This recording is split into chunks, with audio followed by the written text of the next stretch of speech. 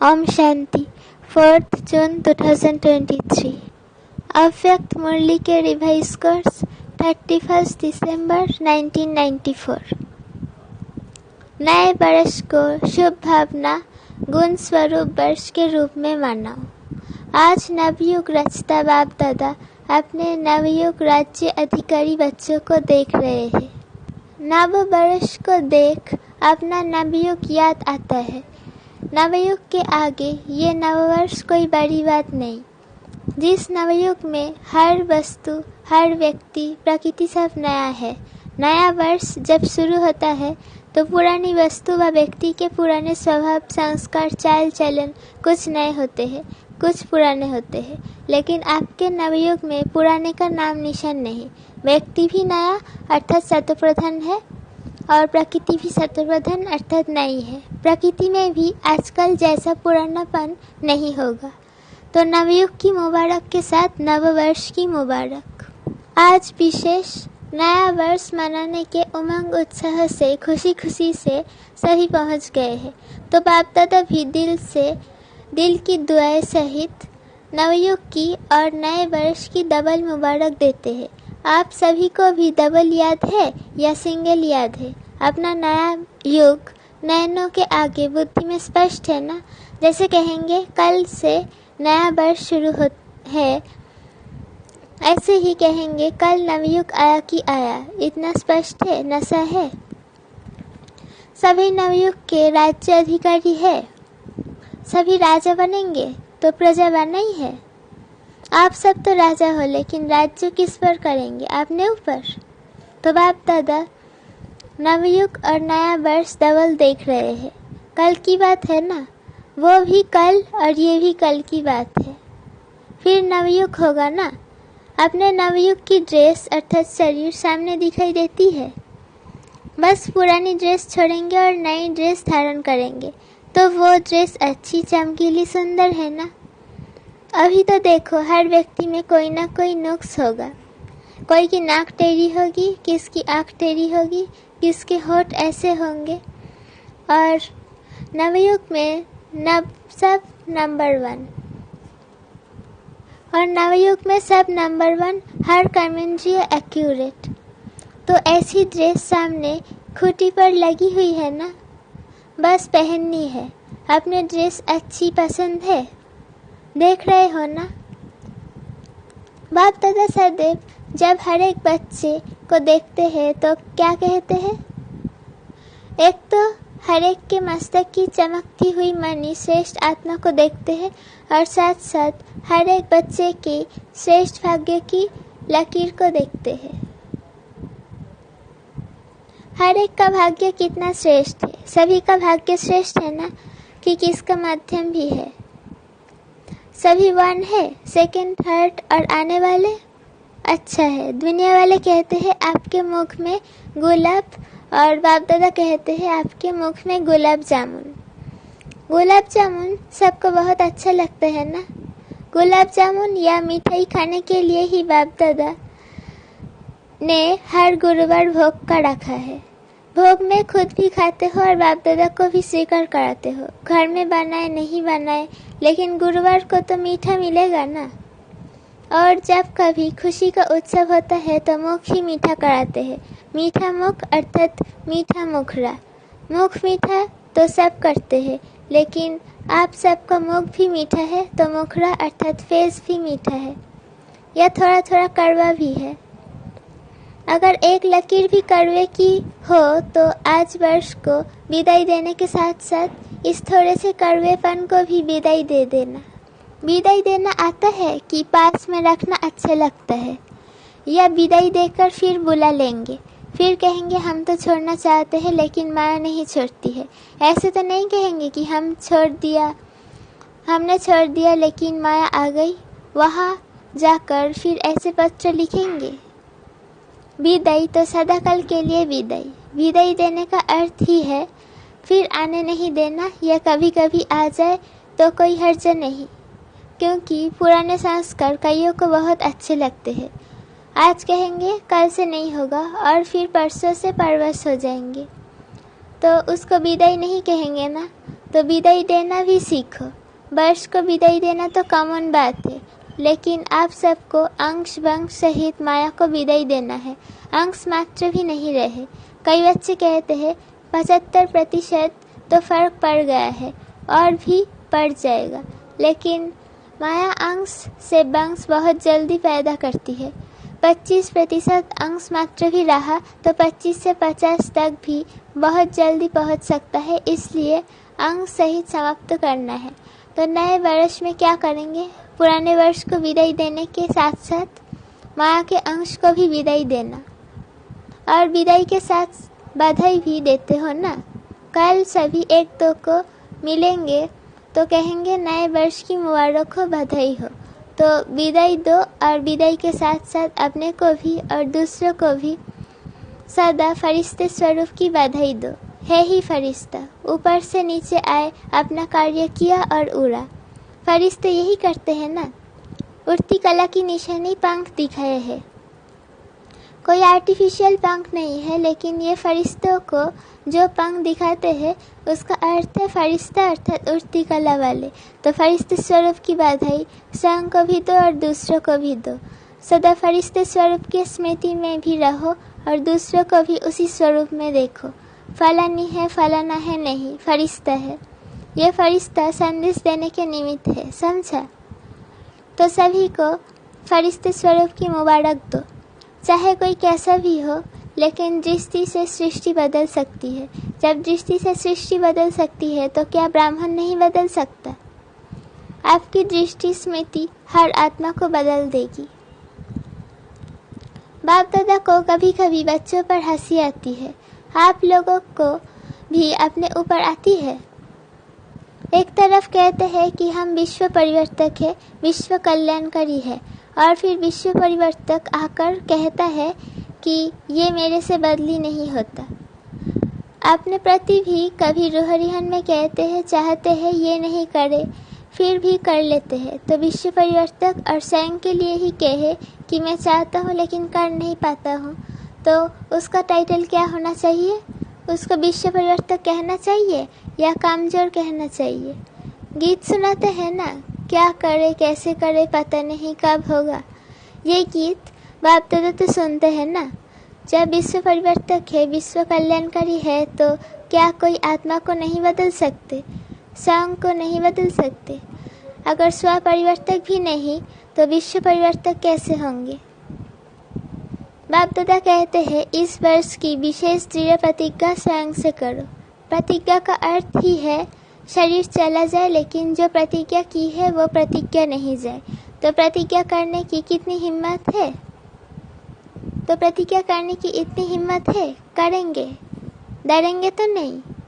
तो यही प्रतिज्ञा स्वयं से करो कि कभी भी किसी की कमजोरी व कमी को नहीं देखेंगे, किसी की कमजोरी कमी को नहीं सुनेंगे, नहीं बोलेंगे, ना सुनेंगे, ना बोलेंगे, ना देखेंगे।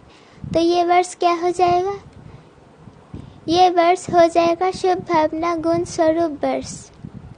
हर वर्ष को अपना अपना नाम देते हो ना। जब ये प्रतिज्ञा सभी कर लेंगे तो ये वर्ष हुआ शुभ भावना गुण स्वरूप वर्ष। मंजूर है? फिर वहाँ जाकर नहीं बदल जाना। फिर कहेंगे मधुबन में तो वायुमंडल अच्छा था ना, और यहाँ तो वायुमंडल का संग है ना। परिवर्तक किसी के संग में नहीं आता, किसी के प्रभाव में नहीं आता। अगर परिवर्तक ही प्रभाव में आ जाएगा तो परिवर्तन क्या करेगा? इसलिए इस वर्ष को गुण मुहूर्त शुभ भावना वर्ष के रूप में मनाओ। किसकी अशुभ बात को भी आप अपने शुभ करके उठाओ। किसकी अशुभ बात को भी आप अपने पास शुभ करके उठाओ। अशुभ देखते हुए भी आप शुभ दृष्टि से देखो। जब प्रकृति को बदल सकते हो तो मनुष्य आत्माओं को नहीं बदल सकते हो, और उसमें भी ब्राह्मण आत्माएं हैं, उनको नहीं बदल सकते हो। जब सबके प्रति शुभ भावना होगी तो कारण शब्द समाप्त होकर निवारण शब्द ही दिखाई देगा। इस कारण से ये हुआ, इस कारण से हुआ नहीं, कारण को निवारण में परिवर्तन करो। हिम्मत है? अच्छा, बाप दादा जब टीवी खोलते हैं तो बड़ा मज़ा आता है। ये कलियुगी टीवी नहीं देखते हैं, ब्राह्मणों की टीवी देखते हैं। ऐसे नहीं आप लोग वो टीवी खोल लो, ऐसे नहीं करना। तो जब बच्चों का खेल देखते हैं तो बहुत मज़ा आता है। मिक्की माउस का खेल तो करते हो ना। थोड़े टाइम के लिए कोई शेर बन जाता, कोई कुत्ता बन जाता। जिस समय क्रोध करते हो उस समय क्या हो, जिस समय किसके डिस्कस करते हो उसके ऊपर बार करते जाते हो, सिद्ध करते जाते हो, तो उस समय क्या हो, मिक्की माउस ही बन जाते हो ना। तो इस वर्ष मिक्की माउस नहीं बनना, फरिश्ता बनना। मिक्की माउस का खेल बहुत किया, तो ये वर्ष ऐसी शक्तिशाली वर्ष माना ना, क्योंकि समय तो समीप आना भी है और लाना भी है। ड्रामा अनुसार आना तो है ही, लेकिन लाने वाले कौन है, आप ही हो ना। दूसरी विशेषता, इस वर्ष में क्या करेंगे, नए वर्ष में एक तो बधाइयाँ देते हो और दूसरा गिफ्ट देते हो। तो इस वर्ष नए वर्ष में सदैव हर एक को जो भी जब भी संबंध संपर्क में आए, चाहे ब्राह्मण परिवार चाहे और आत्माएं हो, उन सबको एक तो मधुर बोल की गिफ्ट दो, स्नेह के बोल की सौगात दो, और दूसरा सदैव कोई ना कोई गुण की शक्ति की सौगात दो। ये सौगात सेकंड में भी दे सकते हो। ऐसे नहीं कह सकते हो कि टाइम ही नहीं मिला, ना लेने वाले को टाइम था ना देने वाले को टाइम था। लेकिन अगर अपनी श्रेष्ठ भावना श्रेष्ठ कामना की वृत्ति है तो सेकंड के संकल्प से दृष्टि से अपने दिल के मुस्कुराहट से सेकंड में भी किसी को बहुत कुछ दे सकते हो। जो भी आवे उसको गिफ्ट देनी है, खाली हाथ नहीं जावे। तो इतनी गिफ्ट आपके पास है कि 2 दिन देंगे तो ख़त्म हो जाएगी। सभी का स्टॉक भरपूर है कि कोई का स्टॉक थोड़ा कम हो गया है। जिसके पास कम हो वो हाथ उठा लो, भर देंगे। जिसके पास कमी हो वो चिटकी की लिखकर जनक अर्थात दादी जानकी को देना, वो क्लास करा लेगी। कमी तो नहीं रहनी चाहिए ना, दाता के बच्चे, और कमी हो तो अच्छा नहीं है ना। इसलिए भरपूर होकर जाना, कमी को लेकर नहीं जाना। वर्ष के साथ कमियों को भी विदाई देकर जाना। ऐसे नहीं कि सिर्फ कल एक दिन ही गिफ्ट देना है, नहीं, सारा वर्ष सबको गिफ्ट बांटते जाओ। बिना गिफ्ट के कोई नहीं जाए तो कितना अच्छा लगेगा। अगर कोई आता है उसको छोटी सी प्यार से गिफ्ट दे दो तो कितना खुश होता है। चीज़ को नहीं देखते हैं लेकिन गिफ्ट अर्थात स्नेह के स्वरूप को देखते हैं। गिफ्ट से कोई मालामाल नहीं हो जाते हैं, लेकिन स्नेह से मालामाल हो जाते हैं। तो स्नेह देना और स्नेह लेना। अगर कोई आपको स्नेह भी नहीं दे तो भी आप उनसे ले लेना। लेना आएगा कि शर्म करके करेंगे कि कैसे ले, लेना आएगा कि शर्म करेंगे कैसे ले। इस लेने में कोई हर्जा नहीं है। वो आप पर क्रोध करे, आप स्नेह के रूप में ले लेना। आप विश्व परिवर्तक हो ना, तो विश्व परिवर्तक किसी के नेगेटिव को पॉजिटिव में नहीं बदल सकता। तो ये वर्ष सदा स्नेह देना और स्नेह लेना। ऐसे नहीं कहना कोई ने दिया ही नहीं, क्या करूँ, वो दे या ना दे, वो दे या ना दे आप ले लो, कुछ तो देना है ना, कुछ तो देगा ना, नेगेटिव दे या पॉजिटिव दे, कुछ तो देगा ना। लेकिन है विश्व परिवर्तक, आप नेगेटिव को पॉजिटिव में परिवर्तन कर लेना। समझे इस वर्ष क्या करना है। अच्छा, डबल विदेशी क्या करेंगे, गिफ्ट देंगे। दाता बन गए हो, वाह, दातापन की मुबारक हो। बाप दादा रोज बच्चों की एक बात देखते हैं, कौन सी, कि ये मैं और मेरा, ये परेशान कर देता है। कभी मेरा आ जाता है, कभी मैं आ जाता है, जो बीच बीच में परेशान करता है। तो जब वर्ष परिवर्तन हो रहा है तो इस मैं और मेरे को भी परिवर्तन करो। शब्द भले मैं बोलो, लेकिन मैं कौन, ओरिजिनल मैं किसको कहते हैं, शरीर को या आत्मा को। मैं आत्मा हूँ। तो जब भी मैं शब्द यूज़ करते हो तो क्यों नहीं मैं शब्द का ओरिजिनल स्वरूप, ओरिजिनल अर्थ स्मृति में रखते हो। और सारे दिन में कितने बार मैं शब्द यूज़ करते हो, करना ही पड़ता है ना। मेरा भी कई बार यूज़ करते हो और मैं भी कई बार यूज़ करते हो। तो जितने बार मैं शब्द यूज़ करते हो उतने बार अगर वास्तविक अर्थ से मैं शब्द स्मृति में लाओ तो मैं धोखा देगा या उड़ाएगा। तो जब भी मैं शब्द यूज़ करते हो तो उस समय यही सोचो मैं आत्मा हूँ, क्योंकि मैं और मेरे शब्द के बिना रह भी नहीं सकते हो। बोलना ही पड़ता है और आदत भी है। मैं मेरे के पक्के संस्कार हो गए हैं। तो जिस समय मैं शब्द यूज़ करते हो उस समय ये सोचो कि मैं कौन, मैं शरीर तो नहीं हूँ, नहीं ना, मैं शरीर तो हूँ ही नहीं ना। बॉडी कॉन्शियसनेस जब आवे जब मैं शरीर हूँ। शरीर तो मेरा कहते हो ना कि मैं शरीर कहते हो। कभी गलती से कहते हो कि मैं शरीर हूँ? गलती से भी नहीं कहेंगे, ना कि मैं शरीर हूँ। तो मैं शब्द और ही स्मृति और सामर्थ्य दिलाने वाला शब्द है, गिराने वाला नहीं। तो परिवर्तन करो। विश्व परिवर्तक पक्के हो ना, देखना कच्चे नहीं बनना। तो मैं शब्द को भी अर्थ से परिवर्तन करो। जब भी मैं शब्द बोलो तो उस स्वरूप में टिक जाओ। और जब मेरा शब्द यूज़ करते हो तो सबसे पहले मेरा कौन। सारे दिन में मेरा मेरा बहुत बनाते हो। मेरा स्वभाव, मेरा संस्कार, मेरी ये चीज़ें, मेरा परिवार, मेरा सेंटर, मेरी जिज्ञासु, मेरी सेवा इसने क्यों की, मेरी सेवा इसने क्यों की, ये कहते हो ना, खेल तो करते हो ना। तो जब मेरा शब्द बोलते हो तो मेरा कहने से पहले ये याद करो कि मेरा कौन। पहले मेरा बाबा याद करो, फिर मेरा और याद करो। तो जहाँ बाप होगा वहाँ देह अभिमान बगीरावत नहीं आएगी। तो मैं और मेरा इन दोनों शब्द को उस वृत्ति से, उस दृष्टि से, उस अर्थ से देखो और बोलो। मेरा शब्द मुख से निकले और पहले मेरा बाबा याद आए तो निरंतर जोगी तो हो ही जाएंगे ना, क्योंकि हर घंटे में मेरा और मैं शब्द यूज़ करते हो। कारोबार में भी करना पड़ता है ना।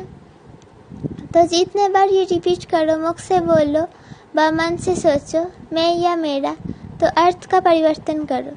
हद से बेहद में जाना है ना। जब बेहद सृष्टि की परिवर्तक आत्माएं हो तो हद में क्यों जाते हो? सिर्फ भारत परिवर्तक तो नहीं होना, या डबल विदेशी सिर्फ फॉरेन परिवर्तक तो नहीं होना। विश्व परिवर्तक हो। विश्व अर्थात बेहद विश्व परिवर्तक है, ये पक्का याद है ना। तो ऑटोमेटिकली निरंतर जोगी सहज बन जाएंगे। मेहनत नहीं करनी पड़ेगी, क्योंकि भाव और भावना बदल जाएगी। अच्छा, चारों ओर के नवयुग के राज्य अधिकारी श्रेष्ठ आत्माओं को, सदा स्व परिवर्तन और विश्व परिवर्तन के निमित्त आत्माओं को, सदा पुरुषार्थ में नवीनता श्रेष्ठता लाने वाले सर्वस्नेही आत्माओं को, सदा बाप का नाम प्रत्यक्ष करने वाले सपूत आत्माओं को, सदा मेरा और मैं को यथार्थ भाव और अर्थ में लाने वाले सहज योगी आत्माओं को बाप दादा का याद प्यार और नमस्ते। वरदान। आगे पीछे सोच समझकर हर कार्य करने वाले ज्ञानी तू आत्मा त्रिकालदर्शी भव। जो बच्चे त्रिकालदर्शी अर्थात तीनों कालों का ज्ञान बुद्धि में रख आगे पीछे सोच समझकर कर्म करते हैं, उन्हें हर कर्म में सफलता मिलती है। ऐसे नहीं बहुत बिजी था इसलिए जो काम सामने आया वो करना शुरू कर दिया, नहीं। कोई भी कर्म करने के पहले ये आदत पड़ जाए कि पहले तीनों काल सोचना है। त्रिकालदर्शी स्थिति में स्थित होकर कर्म करो तो कोई भी कार्य व्यर्थ व साधारण नहीं होगा। स्लोगन।